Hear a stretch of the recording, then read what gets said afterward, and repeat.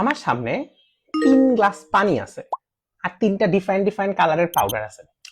তো একটা জিনিস একটু দেখি, আমি পানির মধ্যে যেই কালারটা দিব ওই কালারটা দিলেই কিন্তু আমি দেখতে পাবো যে মোটামুটি ওই কালারটা নিয়ে নিচ্ছে। এবং নিয়ে নিচ্ছে মানে কি, আমি যদি একটু গুলায় দেখাই, যেমন এটা হলুদ, হলুদ কালার হয়ে গেল, এইটা আমার হালকা কমলা কালার হয়ে গেল, এবং এইটা যদি আমি গুলাই দেখা যাচ্ছে যে একটু গাঢ় কমলা কালার হয়ে গেল। এখন আমাদের মস্তিষ্কের ব্যাপারটাও ঠিক মতো এরকম। আমি 3টা গ্লাসকে একটু ধরি যে এইটা আমার রিলস, ফেসবুক, ইনস্টাগ্রাম, অর্থাৎ আমি সারাদিন এগুলাই দেখতেছি, আমার মাথায় এগুলাই ঘুরতেছে। এইটা হলো আমার গেম, সং, মিউজিক, যত রিক্রিয়েশন আছে সব এইটা, অর্থাৎ সারাদিন আমি গান শুনতেছি, গেম খেলতেছি, ওগুলাই আমার মাথায় ঘুরতেছে।